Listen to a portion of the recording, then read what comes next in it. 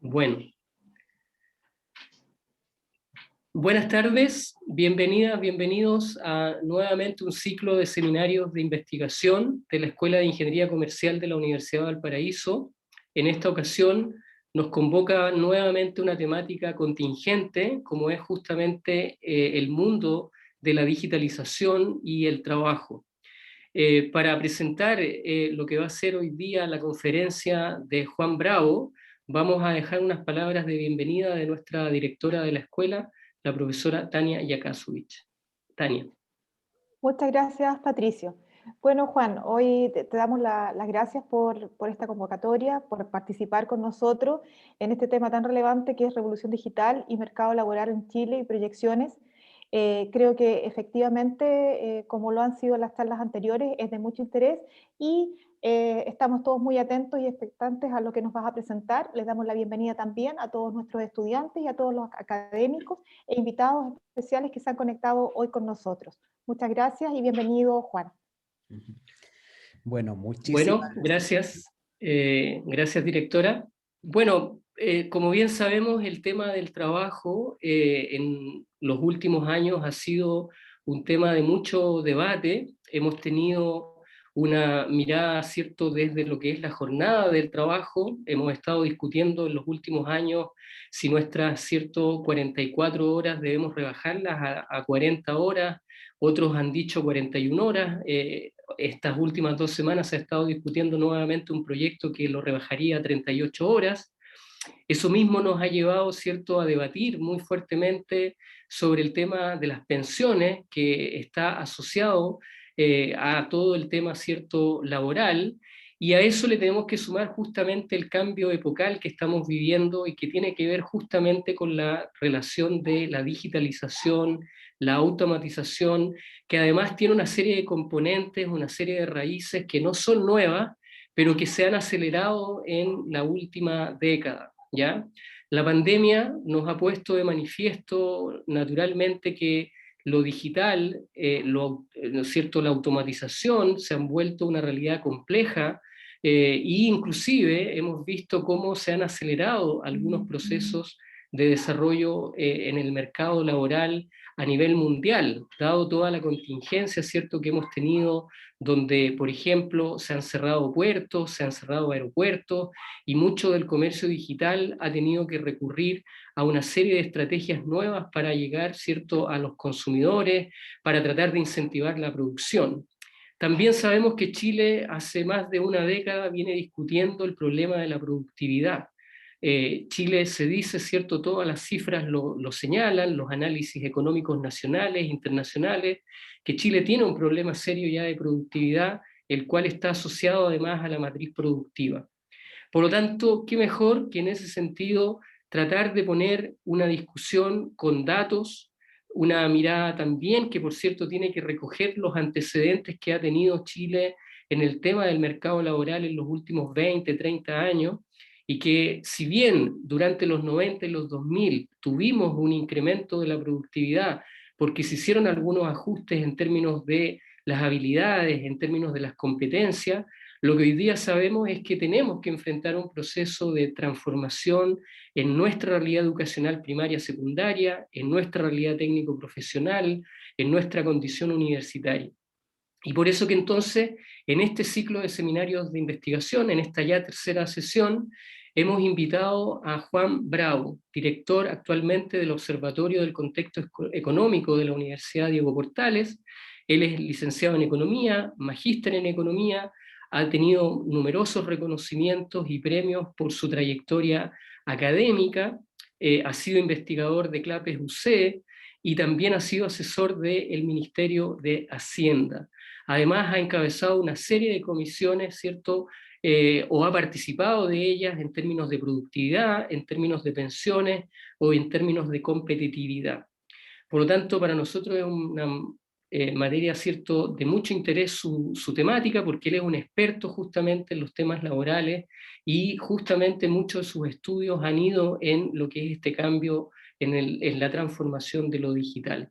Por eso que entonces le queremos dar la bienvenida a cierto Juan Bravo y decir que su conferencia nos anima justamente a desarrollar en los estudiantes, en los académicos, la posibilidad de investigar lo que es justamente la digitalización, el campo laboral y cuáles son las proyecciones y los desafíos que justamente tiene esta relación. Por eso que entonces, Juan, te damos la más bienvenida, la más cordial bienvenida y esperamos que tengamos una buena posibilidad de intercambiar ideas en el trayecto de tu conferencia. Adelante. Ok, muchísimas gracias, Tania, Patricio.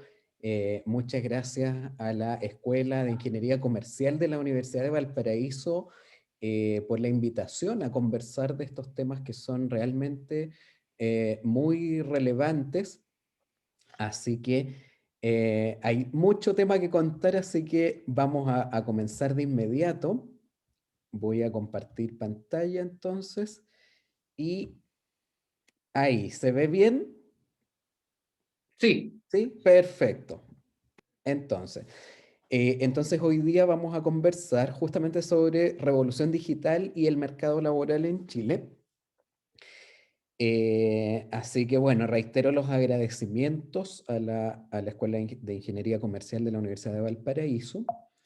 Y antes de comenzar, yo también les quiero hacer una invitación a todos los presentes a que puedan seguirnos en nuestra página web del Observatorio del Contexto Económico y en nuestras redes sociales. La verdad es que ahí estamos permanentemente publicando contenido que probablemente el público que nos está escuchando hoy puede ser de mucho interés, ¿ya? Tanto en este tema como en otros temas laborales y otros temas económicos. Así que para los que lo deseen, ahí están nuestras coordenadas para los que deseen seguirnos.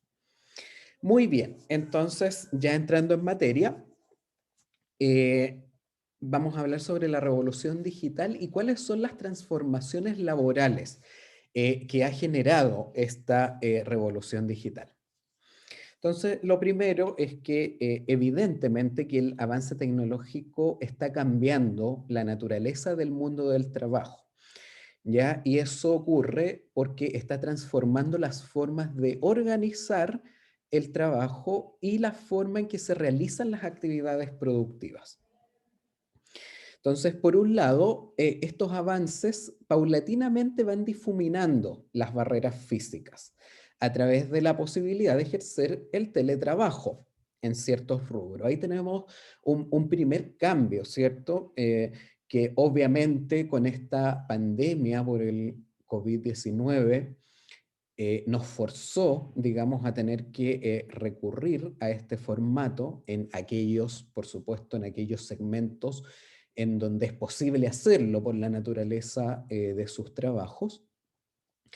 Pero esto no hubiera sido posible, por ejemplo, hace 3 o 4 décadas atrás, ¿cierto?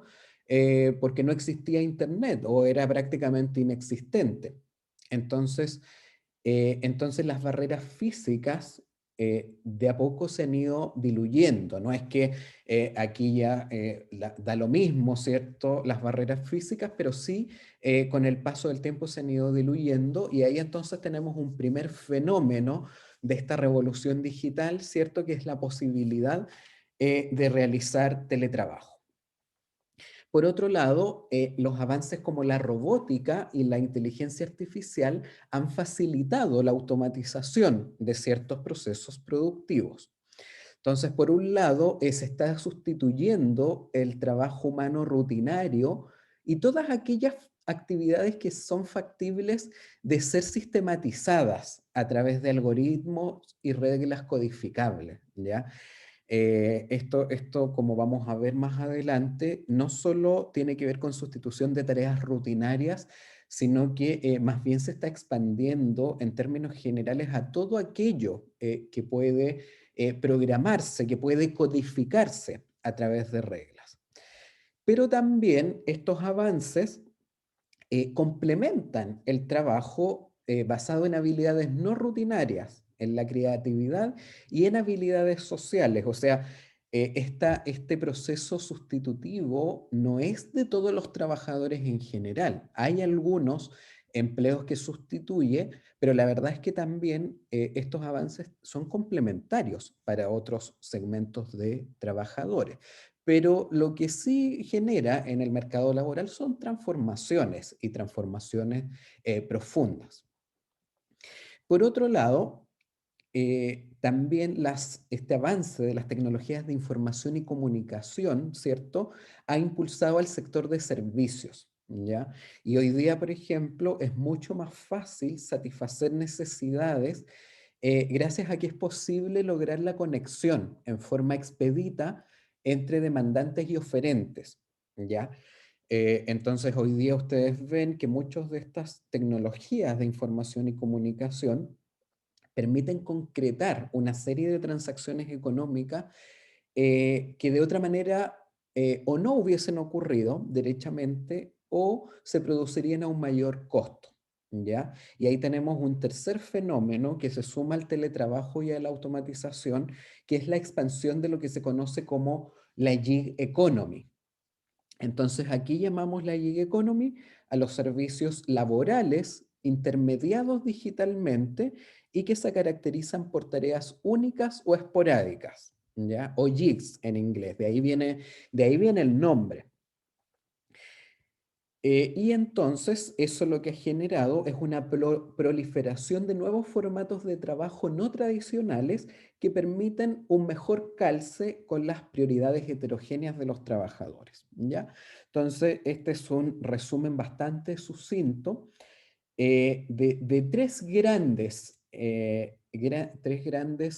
hitos, ¿cierto? O materias que uno debería investigar en términos de esta revolución digital y las transformaciones laborales que provoca.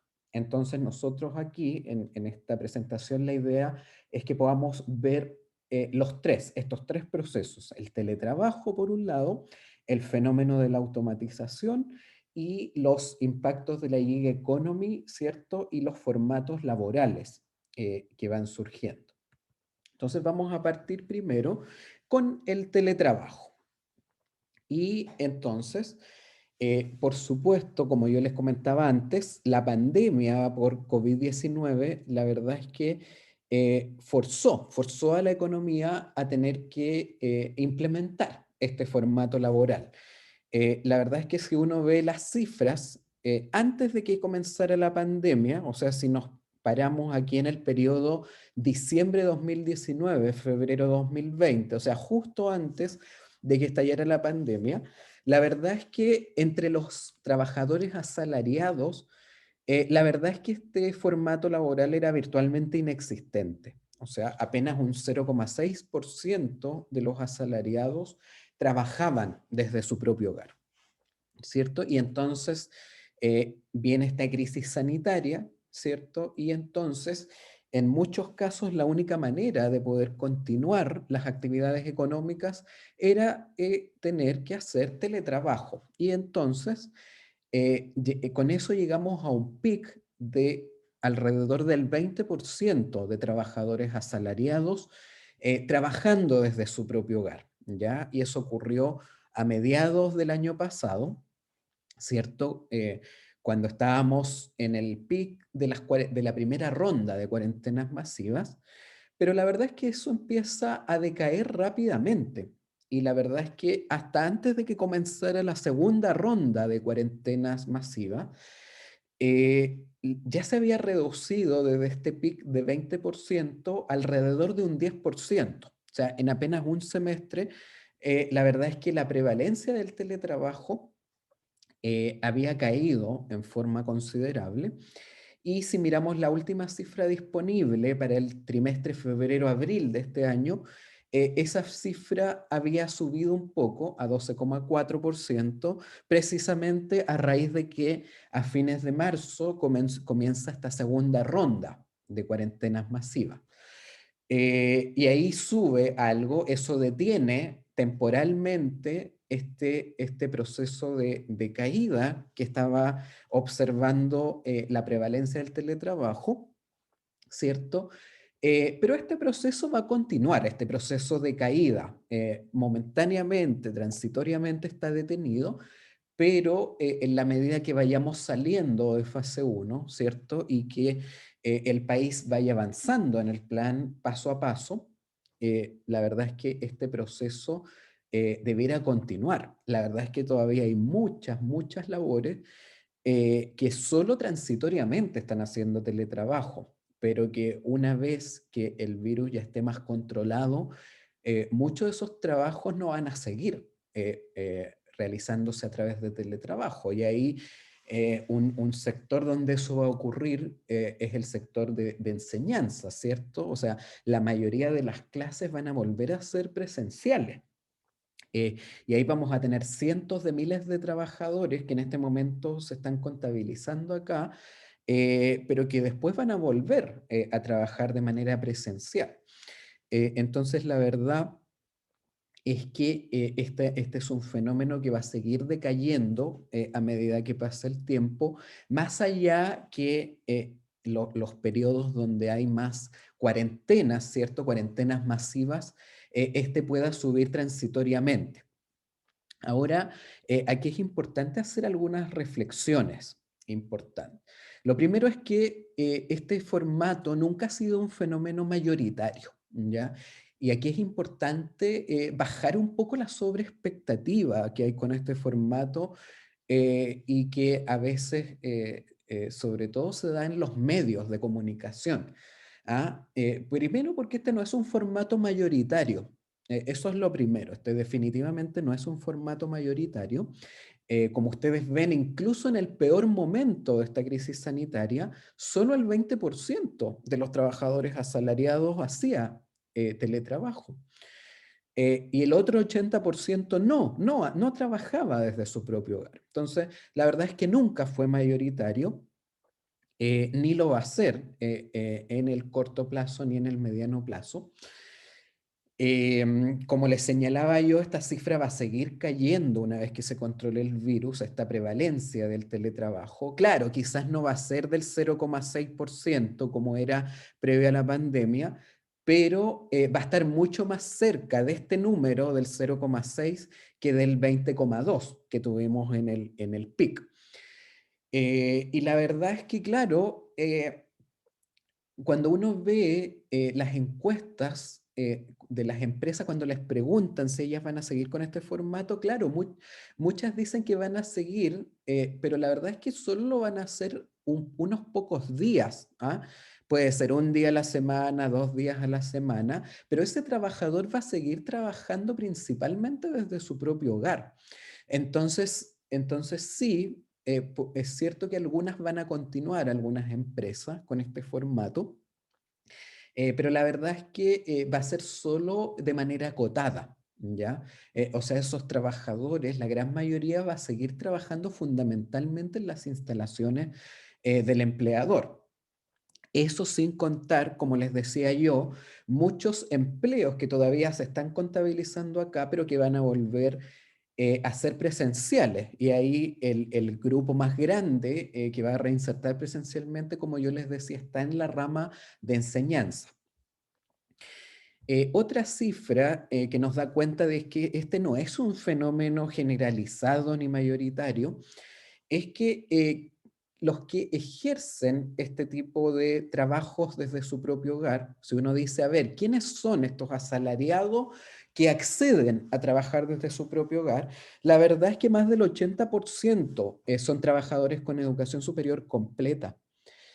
O sea, la verdad es que aquí estamos hablando de que el teletrabajo es un fenómeno esencialmente de personas con educación superior completa. Esto no es que sea algo que está llegando a todos los sectores, ¿cierto? De trabajadores. Por ningún motivo. Está absolutamente este fenómeno concentrado en trabajadores con educación superior completa. Entonces, entonces yo insisto con esto de que hay que evitar la sobreexpectativa. Obviamente que es positivo que exista el teletrabajo porque permite a personas que regularmente no pueden acceder al trabajo poder insertarse, y en esta pandemia claramente el teletrabajo ha tenido un rol en evitar, ha protegido muchos puestos de trabajo, pero muchos puestos de trabajo esencialmente de personas con educación superior completa. De hecho, es este grupo, por ejemplo, el grupo de personas con educación superior completa, ya recuperó todo su nivel de empleo prepandemia. Es cuando uno habla de ese millón de empleos que falta por recuperar, la verdad es que es de personas sin educación superior completa. Entonces, siendo positivo y reconociendo las bondades que ha tenido el teletrabajo, es importante entender esto, que no estamos hablando ni de un fenómeno mayoritario, y la verdad es que más bien ha sido un privilegio de pocos. Muy bien, pasando al segundo fenómeno, que es la automatización. Una de las preguntas que a uno siempre le hacen es, oye, ¿tenemos que tenerle miedo a la automatización?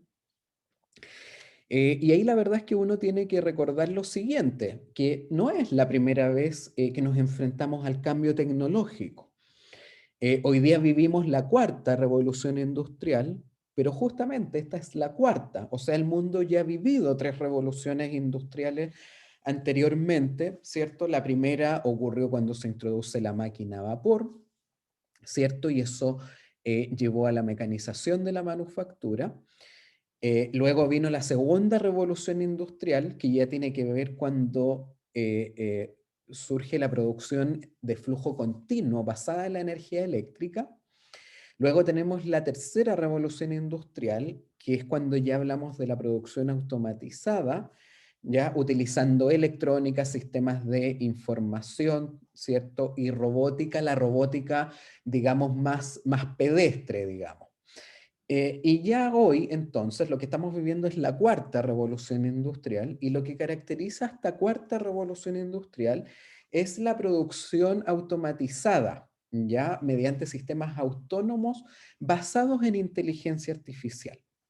¿Ya? Y eso es lo que caracteriza a esta cuarta revolución industrial. Entonces, lo primero es que la verdad es que el mundo ya ha vivido estos procesos antes. Y justamente el crecimiento económico, el fenómeno del crecimiento económico surge precisamente a partir de la primera revolución industrial. La verdad es que el crecimiento económico virtualmente no existía antes de la revolución industrial. Era 0% el crecimiento per cápita, del PIB per cápita en el mundo. Solo una vez que parte la primera revolución industrial surge el crecimiento económico moderno. ¿Ya? Y ahí entonces comenzamos a ver que efectivamente el PIB per cápita empieza a crecer. Entonces, con cada revolución industrial, la verdad es que el crecimiento económico ha sido cada vez mayor. ¿Ya? Entonces, la verdad es que estas revoluciones industriales han permitido, ¿cierto?, producir de manera más eficiente, han incrementado el crecimiento económico y por lo tanto han incrementado el bienestar de la población. Y cada vez, como aquí ustedes pueden ver, cada vez ha sido mayor ese crecimiento económico. ¿Ya? Y por lo tanto, con ese crecimiento económico también los empleos obviamente han podido expandirse. El crecimiento económico es un requisito, es uno de los determinantes fundamentales de la generación de empleo, ¿ya? Y por lo tanto, justamente esta expansión, ¿cierto?, del producto, esta expansión de la producción ha permitido generar mucho más empleo. Entonces, bueno, ¿por qué? ¿Por qué existen estos temores si, en definitiva, las revoluciones industriales nos han permitido crecer más y generar más empleos? Bueno, la razón es que el cambio tecnológico impacta profundamente al mercado laboral, ¿ya? Entonces, si bien se crean más empleos, lo cierto es que cambia el mercado laboral, se transforma. Entonces hay algunos segmentos de trabajadores que sí pierden con esto. O sea, en el neto, en el agregado, quizá estamos mejor y se crean más empleos, pero eso no quita que hay segmentos de trabajadores que pueden quedar rezagados, ¿ya? O que no se pueden adaptar tan rápidamente a esas nuevas circunstancias. Entonces, si uno mira la literatura, décadas atrás lo que se pensaba es que el progreso tecnológico aumentaba la demanda de trabajadores de alta calificación y entonces que eso perjudicaba a los trabajadores de calificación baja y media, ¿ya?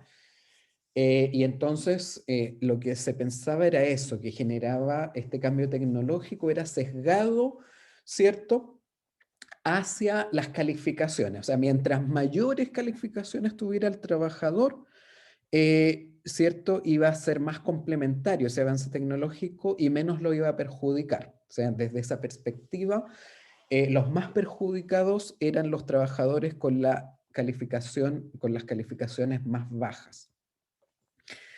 Luego, la literatura, los hallazgos posteriores, empezaron a encontrar que en realidad la tecnología desplazaba solo a los empleos intensivos en tareas rutinarias, ¿ya?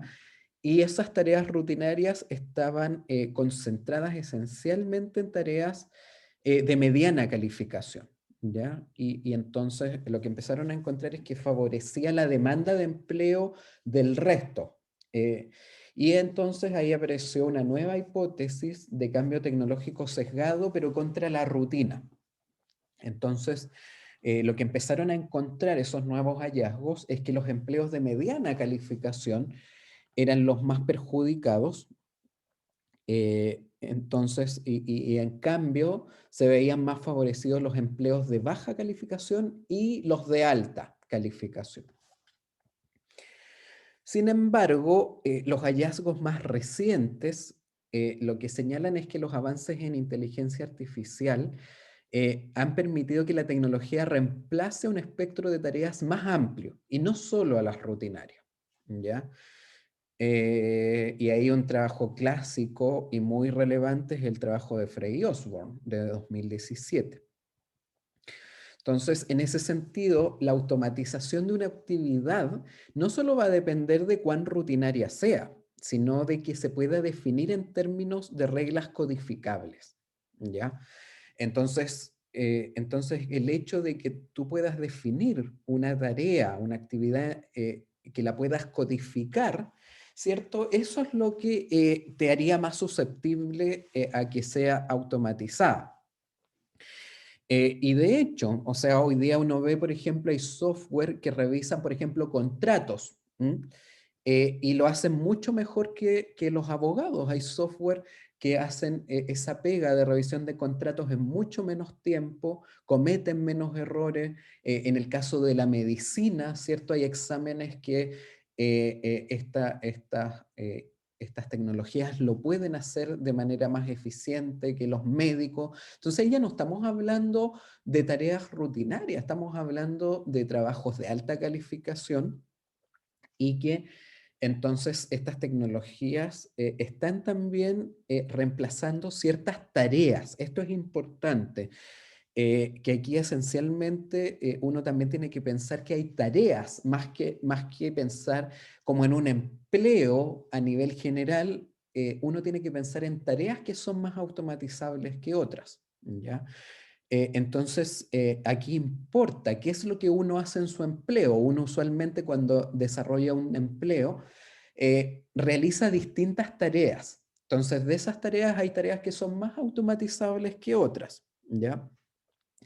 Pero entonces, en definitiva, todas aquellas tareas que sean definidas, factibles de ser definidas en términos de reglas codificables, son más susceptibles de ser automatizadas. Y aquí les quiero comentar sobre un estudio que hice con dos colegas, con Agustín García y Hans Lechta, el año 2019, que le llamamos Mercado Laboral Chileno para la Cuarta Revolución Industrial. Y entonces, aquí solo muy brevemente, o sea, si alguien quiere descargar el estudio es bien extenso, ahí puede encontrar toda la metodología. Pero en términos bastante sucintos, ¿qué es lo que nosotros hicimos? Nosotros buscamos encontrar la probabilidad de automatización en Chile. ¿Ya? ¿Cuál era la probabilidad de automatización en promedio y qué porcentaje de trabajadores estaba en alto riesgo de automatización, ¿ya? Entonces, ahí nosotros, para poder encontrar esa probabilidad, necesitábamos justamente tener información sobre la composición de tareas en las ocupaciones que realizan las personas, ¿ya? Y esa información estaba en la encuesta PIAC, que es una encuesta de competencias y habilidades que ustedes pueden encontrar en la OCDE, ¿ya? Y entonces esa base de datos tenía información sobre la composición de las tareas en las ocupaciones. ¿Cuál era el problema? Que esta PIAC es una base de datos pequeña, ¿ya? Es una base de datos pequeñita. Y entonces lo que nosotros necesitábamos hacer era poder adecuarla a una base más grande. Y entonces, ¿qué base cumplía con esta riqueza de información y que pudiera contener información socioeconómica que nos permitiera caracterizar, ¿cierto?, a estos trabajadores en alto riesgo? Era la encuesta CACEN. ¿Ya? Entonces, por un lado teníamos esta PIAC que contenía información sobre la composición de las tareas, pero que es una base pequeña, y por otro lado teníamos nuestra encuesta CACEN, que era rica en variables socioeconómicas, pero que lamentablemente no tiene información sobre las habilidades usadas en las ocupaciones. Entonces, lo primero que teníamos que hacer, el primer paso, era buscar una forma de imputar el uso de habilidades de los empleos a la encuesta CACEN. Entonces, lo que hicimos es que usamos precisamente técnicas de inteligencia artificial y entrenamos un algoritmo, ¿cierto?, que usara como base de entrenamiento esta PIAC, ¿ya? Y entonces ese algoritmo entrenaba con la información de la PIAC, entonces el algoritmo iba aprendiendo en base a las características de los trabajadores de la PIAC, cómo era la composición de esas tareas. Entonces el algoritmo va aprendiendo, dice, a ver, perfecto, este trabajador, por ejemplo, que tiene educación superior completa, que es mujer, en fin, una serie de características va aprendiendo, y entonces el algoritmo aprende, y una vez que aprendió, se le traspasa la encuesta CACEN para que pueda imputar la información que aprendió con el aprendizaje que tuvo con esta encuesta PIAC, traspasarla a la encuesta CACEN y poder imputar entonces a los empleos de la encuesta CACEN ese uso de habilidades. Entonces, esa fue la primera fase del estudio, imputar, ¿cierto?, el uso de habilidades a la encuesta CACEN. Y con eso entonces pudimos obtener una encuesta CACEN ampliada. Ese fue el primer paso, una encuesta CACEN ampliada que contenía el uso de habilidades. Luego, entonces, el segundo paso era transformar eso y predecir la probabilidad de automatización, ¿ya? Y entonces, para eso, lo que se usa son las categorías de automatización de Frey y Osborne, ¿ya? Lo que hicieron Frey y Osborne es que convocaron a un grupo de expertos de la Universidad de Oxford para que determinara qué tareas, qué ocupaciones eran totalmente automatizables y cuáles no, ¿ya? Entonces, de una base de datos de más de 700 ocupaciones, ese grupo de especialistas logró determinar para 70 ocupaciones y asignarles una probabilidad de 1 a las que iban a ser totalmente automatizables y de 0 a los que ellos preveían que no iba a haber ninguna probabilidad de automatización dada la tecnología existente cuando fueron convocados. Entonces, con eso, para un segmento de ocupaciones, ¿cierto? Estaba esa probabilidad.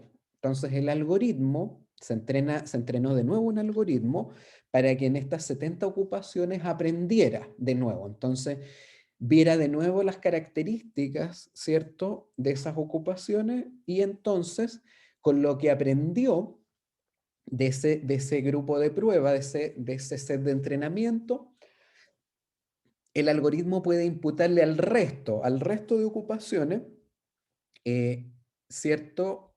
Una probabilidad de automatización. Entonces, con eso, entonces uno obtiene para cada trabajador, para cada persona de la base de datos, una probabilidad de automatización, ¿ya?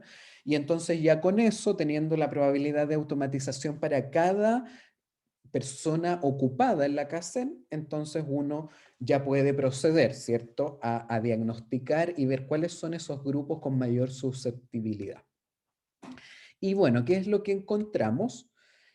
Primero que la probabilidad promedio de automatización en Chile es de 42,2% y que el porcentaje de empleos en alto riesgo de automatización era 17%. ¿Y qué significa un empleo en alto riesgo de automatización? Que tiene una probabilidad del 70% o más de que sea automatizable y por lo tanto, entonces eso se considera en la literatura y nosotros usamos esa misma métrica, ¿cierto? Como un empleo que ya tiene un riesgo alto, alto de ser automatizado. Y aquí muy rápidamente, ¿qué encontramos? Ya al hacer los desgloses. Si uno ve por nivel de calificación, lo que encuentra es que eh, el mayor porcentaje de trabajadores en alto riesgo, que la verdad es que es la métrica más relevante en estos análisis, se encuentra en el segmento de mediana calificación. Se fijan, donde teníamos un 26,1% de los trabajadores en alto riesgo. Luego venía el de baja calificación, que es el de que tenía un 11%, y en los trabajadores de alta calificación, solo 5,3% de los trabajadores estaban en alto riesgo. Entonces, la verdad es que estos resultados tienden a apoyar de que al menos de momento, efectivamente son los trabajadores de mediana calificación los que se ven más afectados, ¿cierto?, por este fenómeno, ¿cierto? Y que entonces, efectivamente, el rol de las tareas rutinarias, la verdad es que es bien clave en explicar el fenómeno. Si lo vemos por sexo, bueno, la verdad es que hay diferencias. En el caso de los hombres había un porcentaje un poco mayor, ¿cierto?, que en el de las mujeres, pero tampoco estamos hablando de diferencias monumentales, ni mucho menos. Cuando uno lo ve por quintil de ingreso autónomo, ¿cierto?, donde el quintil 1 es el más pobre y el quintil 5 el de mayor ingreso, uno ve que el quintil 5 hay menor porcentaje de trabajadores afectados, y eso está muy ligado a los resultados de acá, a esta distribución, que los trabajadores de alta calificación son los menos afectados y que los de mediana calificación son los más afectados. Entonces, claro, el quintil 5, el 20% más rico, es donde hay menor porcentaje de trabajadores en alto riesgo, porque en ese quintil se concentran más los trabajadores de alta calificación. Luego, el quintil 1, el 20% más pobre, es el segundo con menor porcentaje de trabajadores en alto riesgo, y eso tiene que ver con que en ese quintil se concentran más trabajadores de baja calificación. Entonces, justamente, ¿en qué quintiles se concentran los trabajadores de mediana calificación? Bueno, en el segundo, en el tercero y el cuarto. Y entonces eso explica que también tengan un porcentaje mayor de trabajadores en alto riesgo. Si uno lo ve por edad, la verdad es que el único segmento donde uno observa que hay una diferencia con un menor porcentaje de trabajadores en alto riesgo de calificación es el de 25 a 34 años, y probablemente porque ahí hay una concentración también mayor de personas, ¿cierto?, que ejerce trabajos de alta calificación.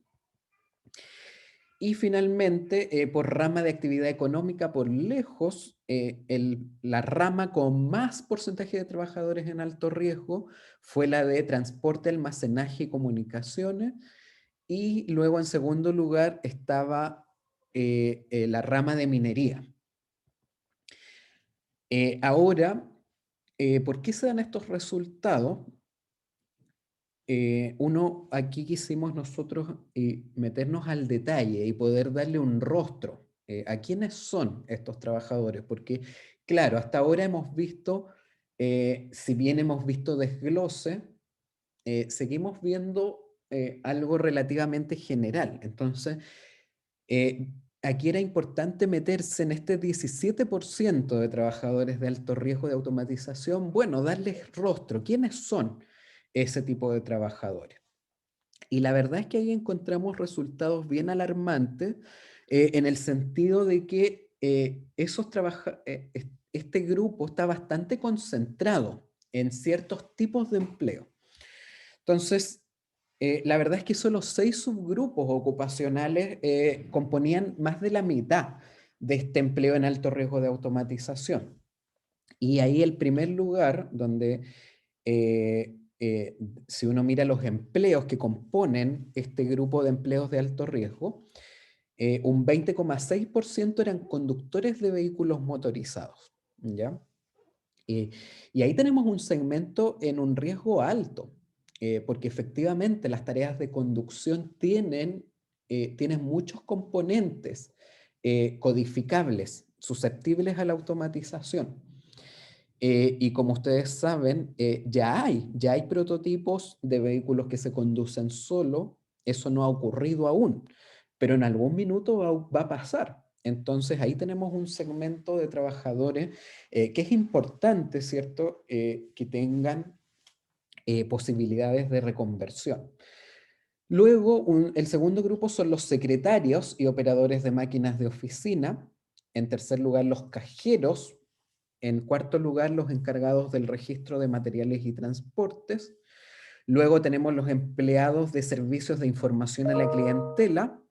Y otro grupo son los operadores de maquinarias móviles, ¿ya?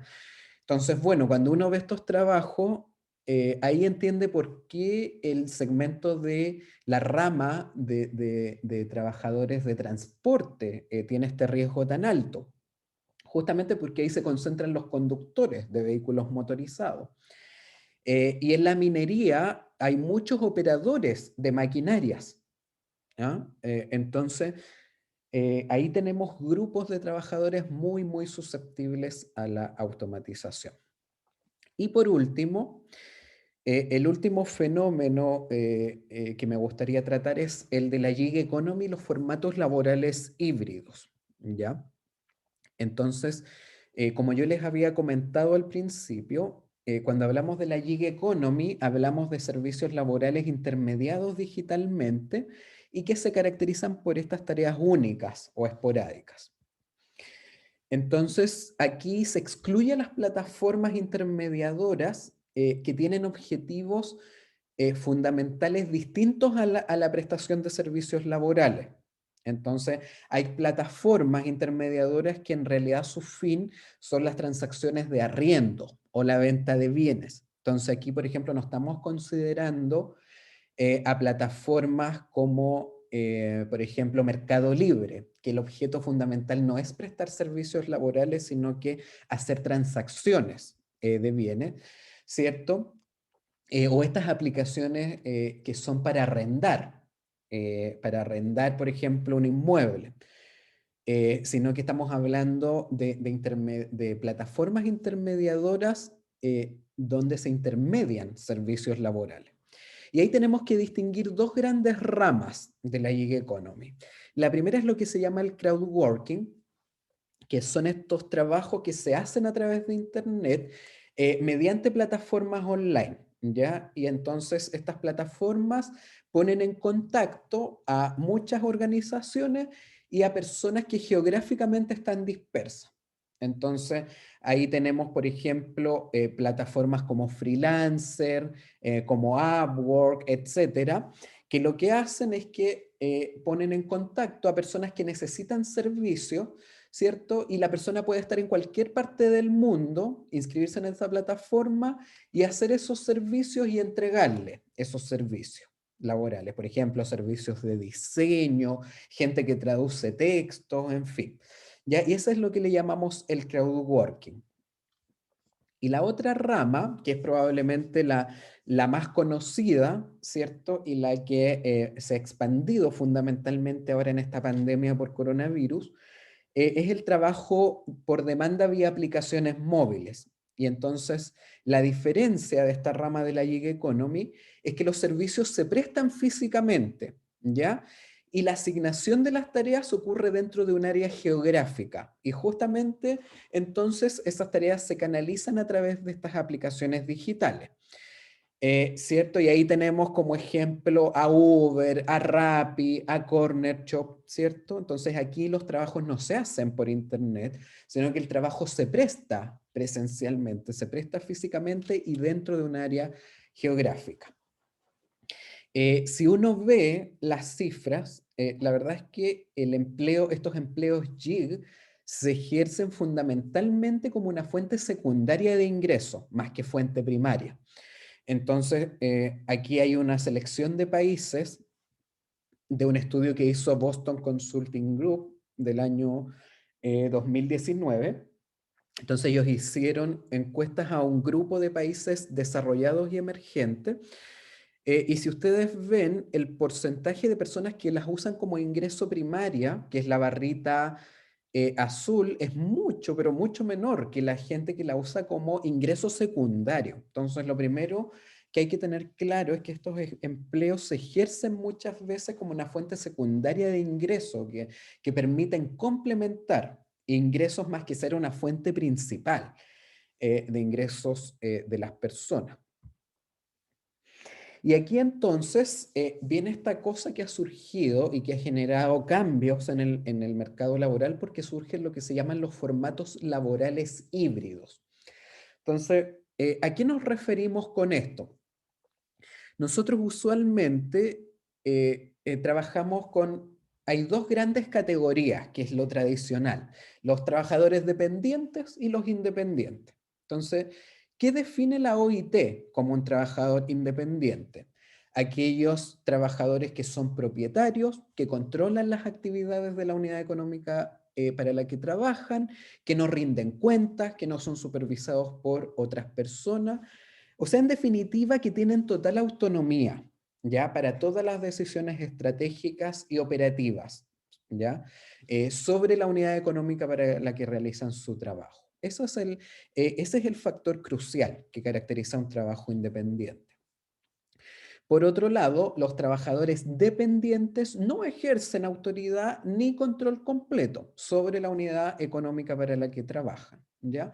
Y eso es lo que hemos tenido hasta ahora, como las grandes clasificaciones, ya determinadas justamente por la OIT. Estos son los estándares internacionales sobre los que se basan las estadísticas oficiales de los países. Sin embargo, muchos trabajos no cumplen a cabalidad con estas definiciones. Entonces, los trabajos intermediados por plataformas digitales, por un lado, sí tienen rasgos clave del trabajo independiente.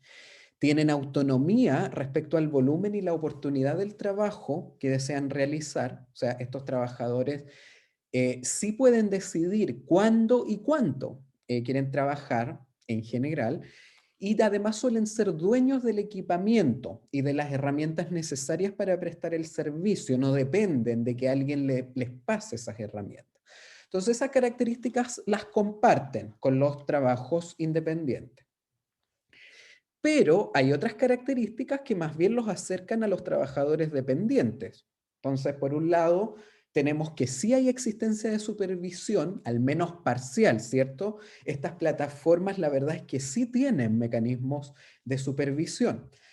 Tampoco tienen autonomía total para organizar su trabajo, tienen que cumplir tiempos, su ubicación es monitoreada por GPS, son evaluados mediante mecanismos reputacionales, ¿cierto?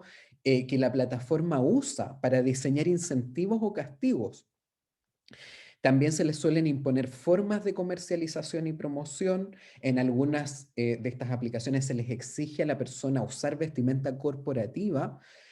Y además, y esto es súper importante, estos trabajadores muchas veces no tienen la posibilidad de fijar o de negociar los precios que cobran, sino que son impuestos por la plataforma, ¿ya? Y esas definitivamente no son características de un trabajo independiente. En un trabajo independiente, la persona decide cuánto quiere cobrar. Aquí tiene que tomar los precios que les dan las plataformas. No tiene la opción, ¿cierto?, de negociar o de decidir cuánto cobrar. Por lo tanto, no se cumple una de las características clave de la definición de trabajador independiente, que es que estos trabajos no tienen autonomía total en las decisiones estratégicas y operativas, ¿ya? De la unidad económica para la que hacen su trabajo. Y por lo tanto, la verdad es que no hay autonomía total de la manera en que organizan su trabajo, ¿ya?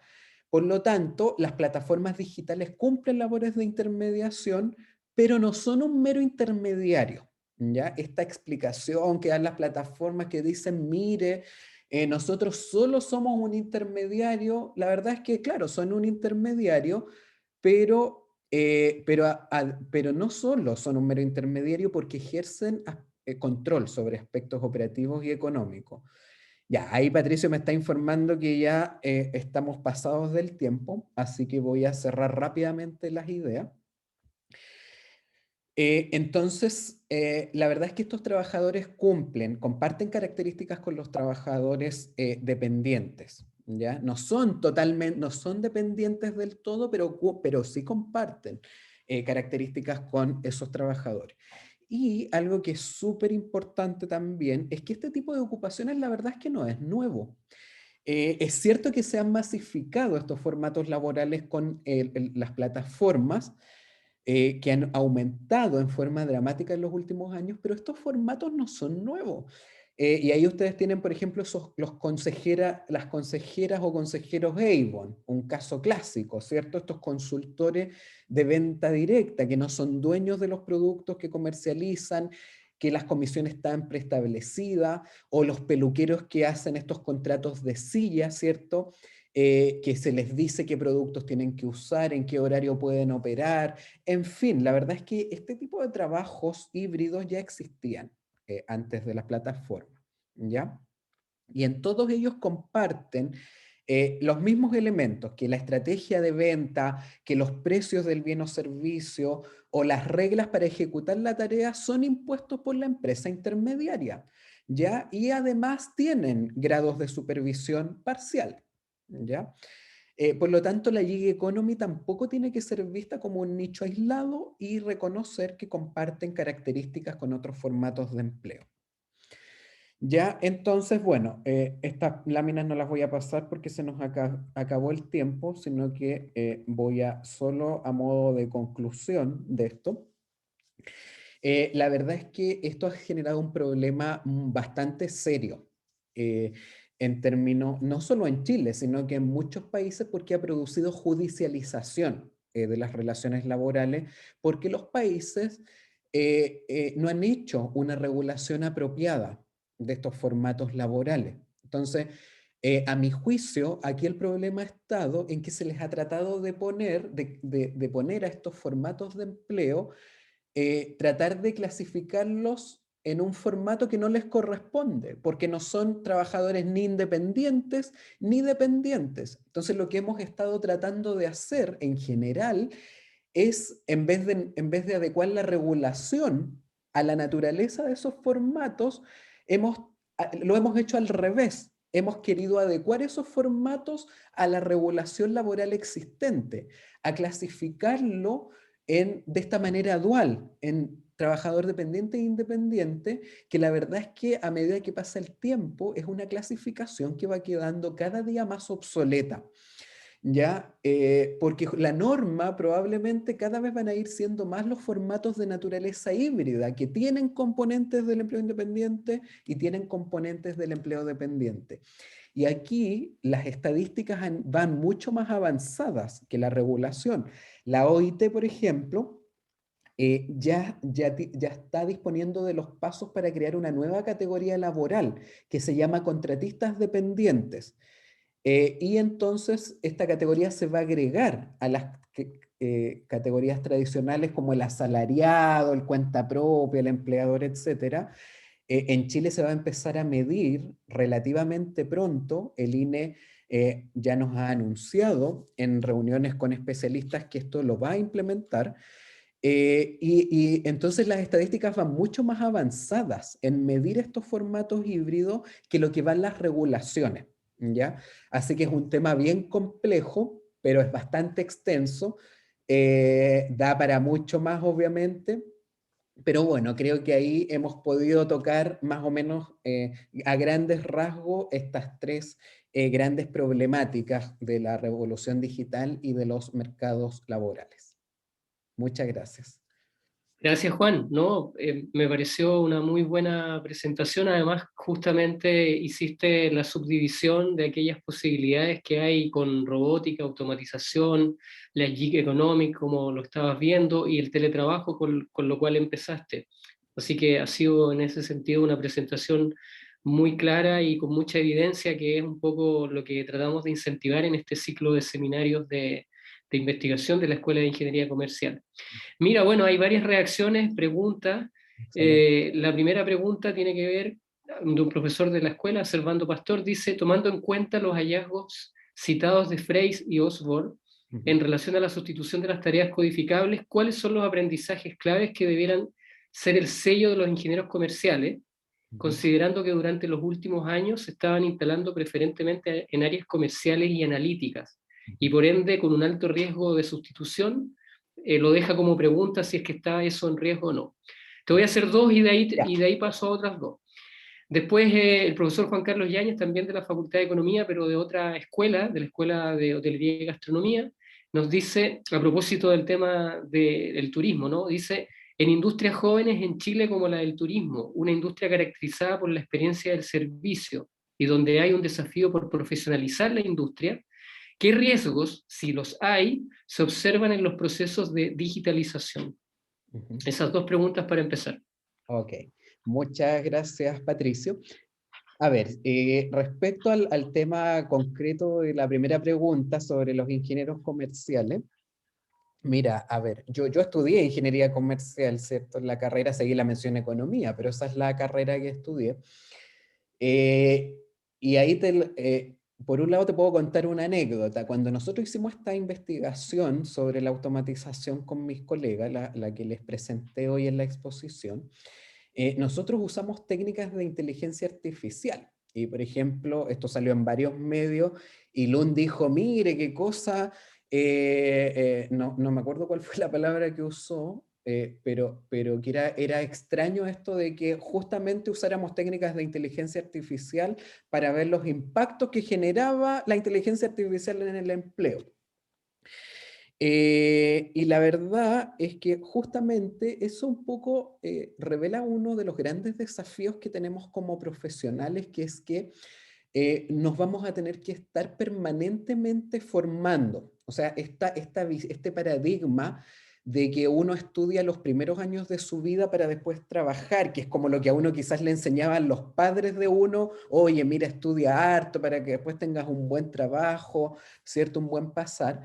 La verdad es que ese paradigma ya no existe más. Hoy día el paradigma es de una educación continua. O sea, permanentemente vamos a tener que estar aprendiendo, mejorando nuestras habilidades, porque justamente el ritmo al que van cambiando las cosas, las tecnologías, está siendo más rápido. Y eso nos obliga como profesionales, ¿cierto?, a tener que estar actualizándonos permanentemente. Entonces, yo, por ejemplo, nunca pensé que iba a meterme en algún momento a ver este tema de los algoritmos, a ver técnicas de inteligencia artificial, y tuve que meterme.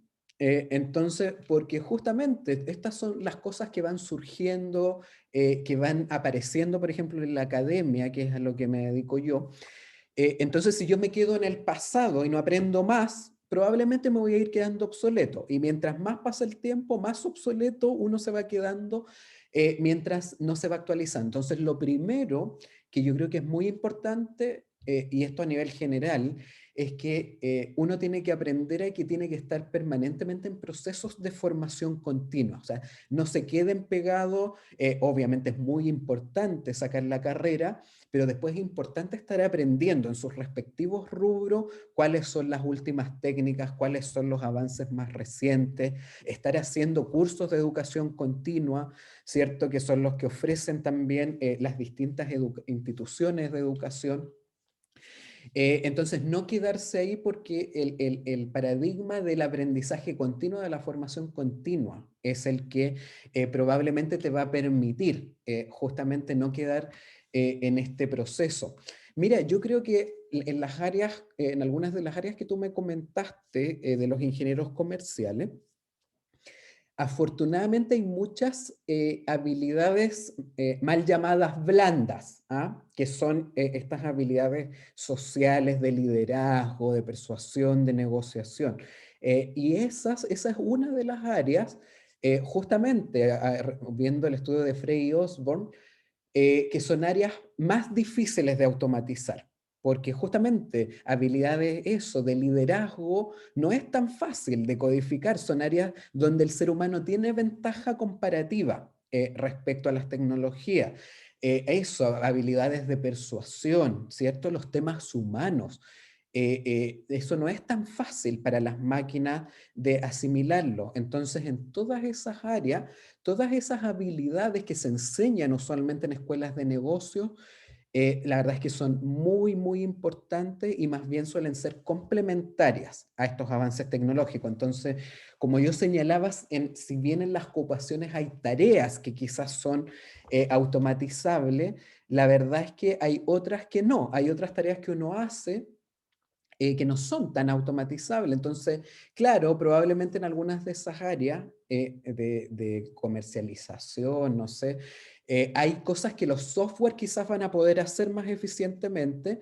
Entonces, justamente uno tiene que tratar de enfocarse en qué áreas, en las áreas que tienen que ver con las habilidades sociales, ¿cierto? Reforzar esas áreas, que hay un rol muy importante de las escuelas de negocio, las áreas de la inteligencia creativa y todo lo que tiene que ver con potenciar justamente las áreas computacionales de programación, porque alguien tiene que programar a estas tecnologías. Entonces, obviamente que ahí tienen la delantera todas las personas capaces justamente de trabajar con lenguajes de programación, de hacer las codificaciones, ¿cierto? Trabajar con software. O sea, los estudiantes que logren tener esas áreas van a tener una ventaja comparativa respecto a otros. En el área del turismo, la verdad es que, mira, claro, ahí hay temas bastante desafiantes. Hoy día en la situación puntual, obviamente ha sido una de las industrias por lejos más afectadas por esta crisis sanitaria. Ahí va a haber un tema que este es un sector que le va a costar mucho poder levantarse. Eh, las ayudas no han estado bien focalizadas en los sectores que han sido los más perjudicados, ¿cierto? Porque claro, la crisis, digamos, el virus nos afecta a todos, pero es evidente que el impacto en los sectores ha sido muy distinto. Eh, pero más allá de, digamos, más allá de la contingencia actual, y que insisto, va a generar que esa industria le va a tomar más tiempo que a otras poder levantarse, yo diría que ahí también, ¿cierto? En la industria del turismo hay muchas habilidades que potenciar y que no son tan fáciles de sustituir por las tecnologías, porque hay mucho también de este manejo, ¿cierto? De cosas, de habilidades sociales en el turismo, eh, temas de creatividad, que también, ¿cierto? El turismo tiene mucho que potenciar ahí. Entonces yo diría que también hay desafíos ahí en poder trabajar en esas aristas. Muy bien. Tania, no sé si tú tienes alguna pregunta. Sí, Patricio, sí. Cuéntame. Juan, mira, tú mencionabas en la presentación aspectos relacionados a que ha habido crecimiento económico, lo que ha implicado también generación, y eso ha ido en aumento, Claro. generación de nuevos empleos. En esta generación de nuevos empleos y en esta como revolución digital, eh, desde tu punto de vista y desde tu mirada, ¿cuál debería ser el rol del gobierno para favorecer el desarrollo de una fuerza laboral que esté acorde a estas nuevas necesidades? Gracias, Tania, por tu pregunta. Y qué bueno que me lo preguntaste, porque bueno, esto no lo alcancé a discutir en la presentación, pero la verdad es que es clave. Eh, a ver, claro, justamente como yo les comentaba durante la charla, esto, como ha generado crecimiento económico, también ha permitido generar muchos empleos, pero en esos procesos, en cada una de estas revoluciones, siempre han habido trabajadores que se han visto en dificultades. Entonces, ¿y por qué? Porque cambia la composición del mercado laboral, de lo que se necesita. Entonces, claro, en el neto, digamos, hay ganancia, pero eso no significa que nadie pierda o que nadie se vea en dificultades o que todos se puedan adaptar rápidamente. Entonces, yo creo que la labor fundamental que tienen los gobiernos es cómo gestionar esto para maximizar los beneficios del avance tecnológico y minimizar los impactos perniciosos que tienen en ciertos segmentos de trabajadores.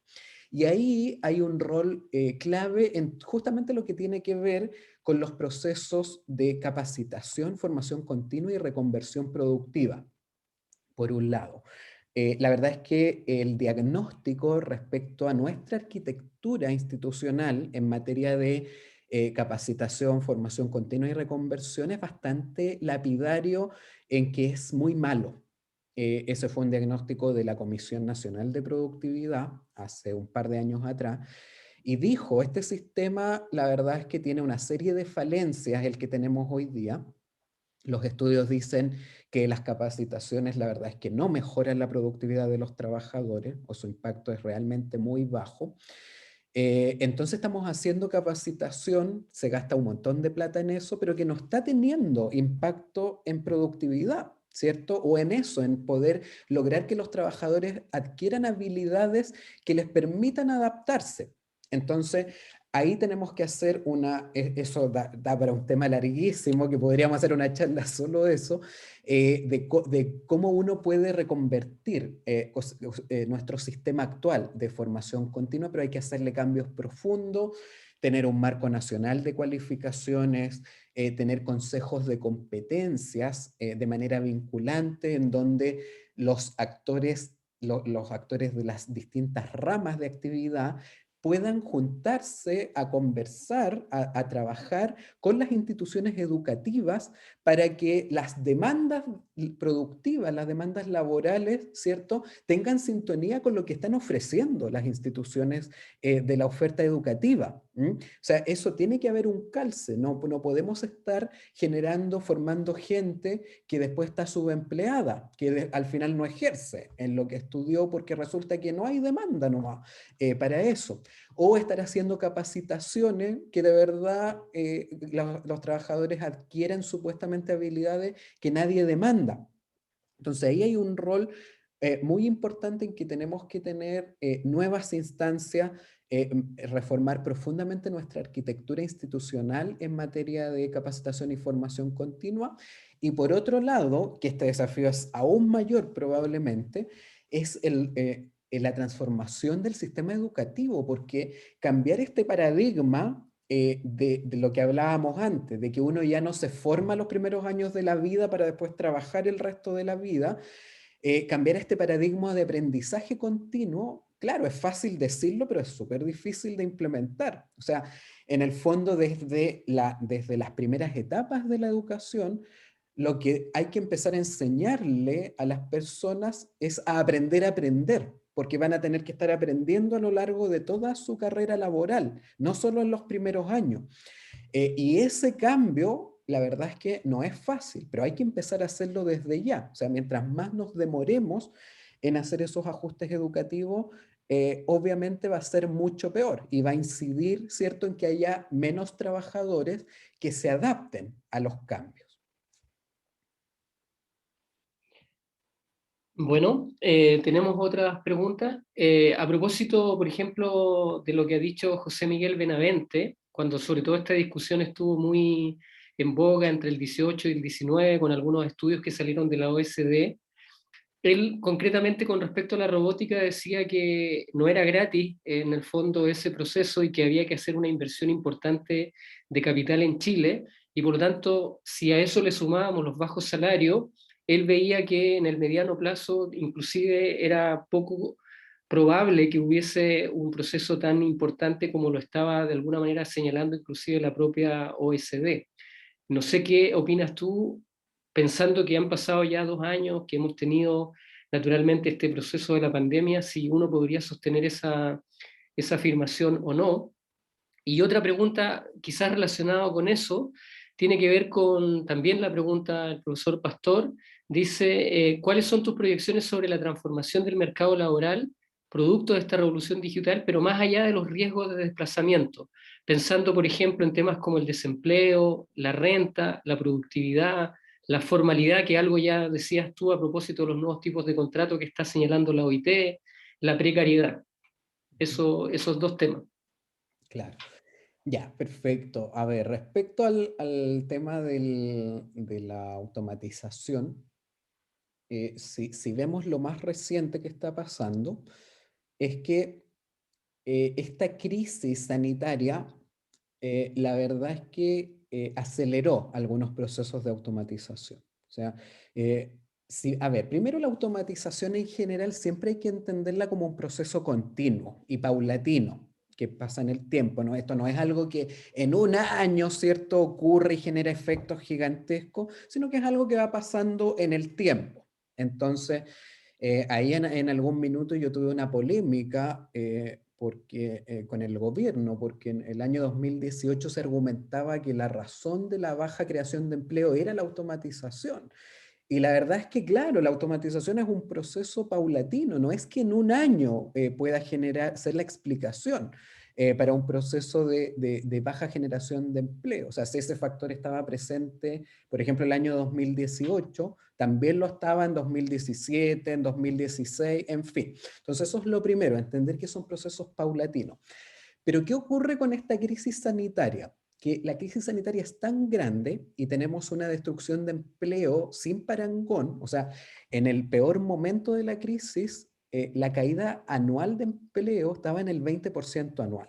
Y eso la verdad es que no tenemos registro de algo así en Chile. En la crisis del 82-83, por ejemplo, el empleo llegó a caer al 10% anual. O sea, realmente esta crisis, al menos desde que hay datos, desde los 70, no hay ninguna crisis con esta magnitud de destrucción de empleo.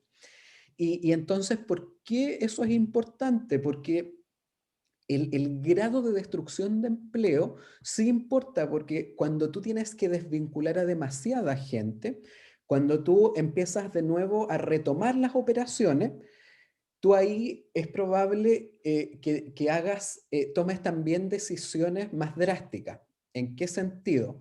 Que cuando tú tienes que decidir cómo vas a hacer reandar los procesos, tú dices, ok, dado que ya despedí un montón de gente, por ejemplo, ahora tengo que decidir si vuelvo a hacer estos procesos con trabajo o quizás este es el momento de implementar una tecnología y contratar poquitos trabajadores o ninguno, de hecho.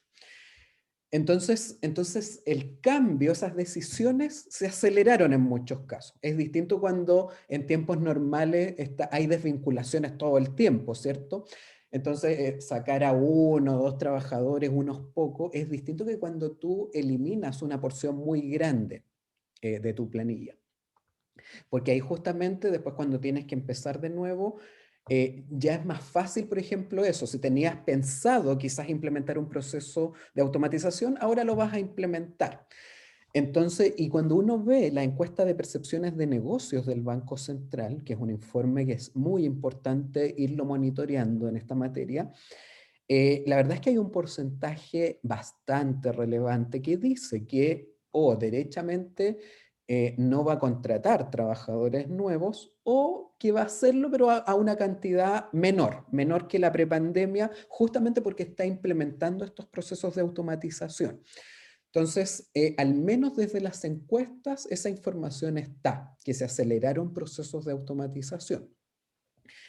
Eh, Ahora, eso de nuevo, no significa tampoco que hay que tener un terror a la automatización, porque la automatización genera puestos de trabajo, pero claro, ¿cuáles puestos de trabajo? Y entonces, y ahí, insisto, está este problema, y que no es un problema menor, que hay trabajadores que no pueden reconvertirse rápidamente. Entonces, ahí hablábamos del caso de los conductores de vehículos motorizados.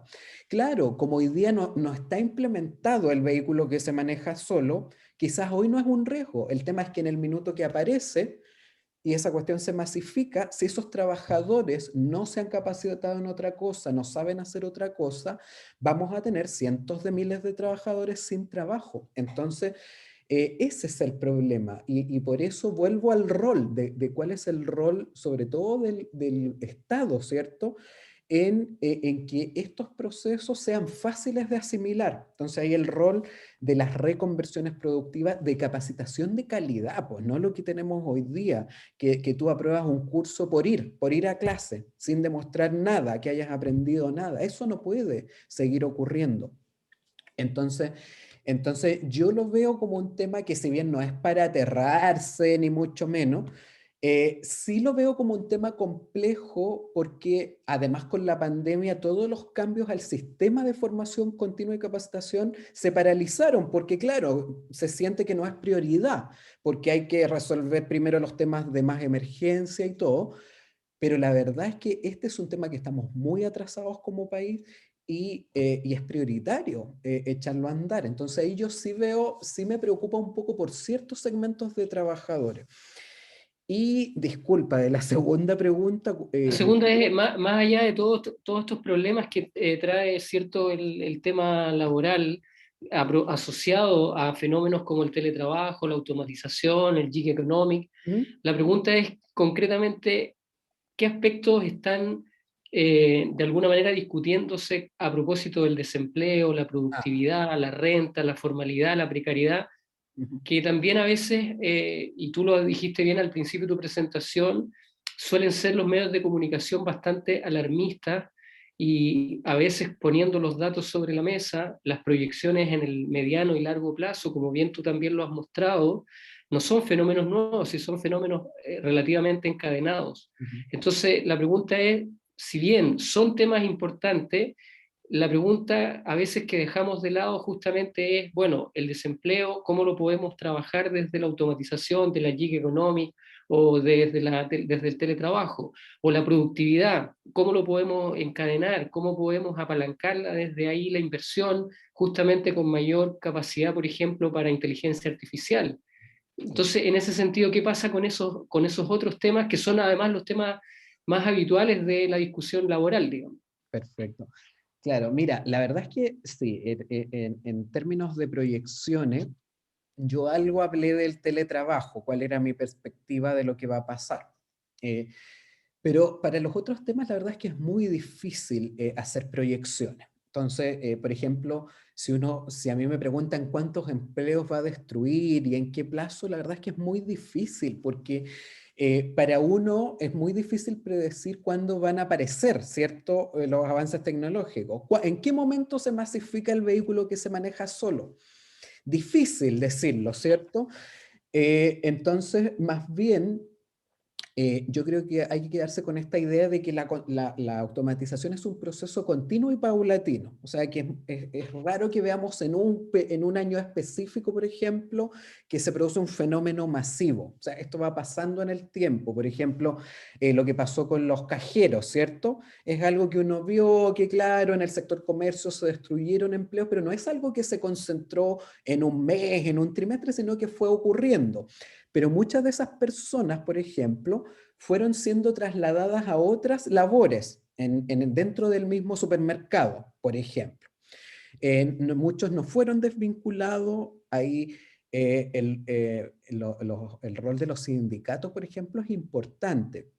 Una de las cosas, a mí por lo menos cuando me ha tocado estar en paneles, en reuniones con sindicatos, las organizaciones sindicales lo que dicen es, oye, por favor, considérenos en esta discusión. Cuéntenos en qué proceso usted se está embarcando en materia de automatización. Nosotros queremos ser parte, ¿ah? Más que hacer un conflicto o negarse. a esto, queremos justamente ser parte y para eso tenemos que saber pues, cuáles son esos procesos en que la empresa se está embarcando, cómo podemos nosotros eso, acomodarnos. Entonces, cuando quizás se ha logrado un poco esa comunicación con los propios trabajadores, eso ayuda mucho a hacer esas reasignaciones de manera interna, ¿cierto? Cómo esos trabajadores que quizás ciertas funciones ya no va a ser necesario cumplirlas, cómo pueden aportar quizás desde otros lados, dentro de la misma empresa. Pero la verdad es que sí, hacer proyecciones es muy, muy complejo en esas materias de cuántos empleos se van a destruir, cuánto desempleo se va a crear, en qué minuto. El trabajo que nosotros hicimos tiene que ver con la probabilidad de automatización que hay más o menos actualmente. Pero después en el futuro nuestro mismo estudio va a quedar desactualizado y probablemente vamos a tener que hacer otro para estar midiendo, porque eso depende justamente depende de varias cosas, del estado de la tecnología en cada momento y depende de las habilidades que tienen los trabajadores. Y en el fondo ahí como que volvemos a lo mismo, que afortunadamente esa probabilidad, ese riesgo de automatización no es algo fijo, no es algo que no podamos cambiar, sino que depende de las habilidades de las personas. Y ahí vuelvo a hablar del rol crucial entonces, de la educación, de los sistemas de capacitación y de formación continua. Ahí está el rol clave porque esos son los que permiten transformar las habilidades de las personas y entonces mientras mejor andemos en esa área, ese riesgo va a ser menor y en ese sentido lo que sí uno puede predecir es que los impactos perniciosos en empleo, en materia de destrucción de empleo, de desempleo, van a ser menores. Obviamente si tenemos una fuerza laboral adaptable y eso tiene que ver con que sus habilidades, ¿cierto?, sean adaptables. Bueno, y ya para cerrar, Juan, porque bueno, ya hemos abordado prácticamente todos los temas, siempre este seminario tiene la finalidad, como te decíamos al principio, de incentivar, de motivar a estudiantes, a académicos, a que estos temas sean parte de su agenda, de su reflexión en una clase. Entonces, estamos en una carrera que es la Escuela de Ingeniería Comercial, pero también estamos dentro de una facultad que es la Facultad de Economía. Entonces, la vinculo con una pregunta que había muy específica de la carrera de turismo, pero que la podemos abrir a lo que son las carreras de negocio. ¿Hacia dónde debiera ir la formación profesional si tú tuvieses la capacidad de decir, bueno, ¿cómo yo puedo decir que hay que dedicarle más tiempo quizás a este tipo de temáticas o esta asignatura en particular debiera ser como troncal en todas las escuelas de negocio? Porque también esa es una buena invitación que alguien que está todo el día viendo números, que la Big Data la considera como una herramienta fundamental hoy día para el trabajo de investigación y para el proceso de tomar decisiones. Entonces, ¿hacia dónde tú crees que debiera ir la formación de la escuela de negocios pensando en estos temas, digamos? Ujú. Y ya con eso cerramos. Perfecto. Mira, por varias vías yo te diría. Por un lado, lo que hablábamos, ¿cierto? Potenciar las habilidades sociales. Ahí es algo donde el ser humano sigue teniendo ventaja comparativa, ¿cierto? Que tiene que ver justamente con el aspecto más humano, que son las relaciones sociales. Eso no es fácil para cualquier tecnología de imitarlo. Las habilidades de persuasión, cómo uno negocia, el liderazgo, ¿cierto? Uno a veces puede persuadir a otra persona dependiendo de la manera en que lo planteó, la manera en que lo dijo. A veces uno dice lo mismo, pero la manera de decirlo cambia mucho el resultado final. O si tú estás tratando de convencer a alguien, va a depender mucho cómo se lo estás planteando. Entonces, todos estos talleres, estas cosas que potencian ese tipo de habilidades, yo creo que siguen siendo extraordinariamente relevantes en el mundo actual y que deben ser parte, deben seguir siendo parte fundamental de cualquier escuela de negocios, ¿ya? Por otro lado, está todo este tema, claro, de también que lo comentábamos, de tener buenas habilidades en materia de manejo de software, de programación, ahí van a tener una ventaja probablemente a lo largo de sus vidas, pero eso también exige que haya, digamos, un compromiso personal del profesional, eso, de seguirse actualizando. O sea, tampoco uno puede, digamos, solo darle esa responsabilidad a la carrera de cualquier universidad, en cualquiera que uno haya estudiado, porque después viene una responsabilidad personal. Entonces, ahí también quizá hay que tener un rol, uno como académico, yo también hago clases, ¿cierto? De inculcarle a los estudiantes eso, de que es muy importante lo que van a aprender en sus años de universidad, pero que ellos van a tener que seguir aprendiendo. Entonces, el software, si le hacemos un taller, un laboratorio donde les enseñamos a usar, qué sé yo, Stata, cualquier software, MATLAB, lo que sea, decirles, mira, vas a tener tú que seguir aprendiendo estas técnicas. Por ejemplo, las técnicas estadísticas. Las técnicas estadísticas van cambiando, algunas van quedando obsoletas, aparecen nuevas técnicas, ¿cierto? Y entonces, y esas van a aparecer después que uno egresa de la universidad. Entonces, yo diría que si bien las facultades tienen que poner focos en áreas, eso, en las áreas software, programación, estadística, también la parte práctica, creo yo, de de ensuciarse las manos, de enseñarle a los estudiantes eso, por ejemplo, bueno, ¿de dónde uno saca la información? Hay egresados de algunas carreras que no saben, por ejemplo, de dónde sale el dato del PIB, que es algo que a mí por lo menos me parece impresentable. ¿Ah? Que alguien que egresó de economía, por ejemplo, no sepa dónde tiene que ir a sacar el dato del IMASEC, o el dato de empleo, o el del IPC. Entonces, yo diría que hay varias áreas que tienen, pero además de esas áreas, ¿cierto? Estadísticas, software, habilidades sociales, ¿cierto? Que impulsen la creatividad, el trato humano, es inculcarles este mensaje, ¿no? Que no es tan fácil de digerir, porque muchas veces choca con lo que nos enseñaron en nuestras casas o lo que nos enseñaron muchos años. Y en ese sentido, potenciar también, ¿cierto?, las actividades de formación continua que tienen las facultades y las universidades, y que justamente esa educación continua tenga un foco, ¿cierto?, en las nuevas técnicas, para que también haya una oferta. O sea, quizás uno tiene la disposición de aprender, pero es importante que esa oferta exista. Entonces ahí hay un rol muy importante de las instituciones de educación superior, en tener una oferta apropiada a los nuevos tiempos.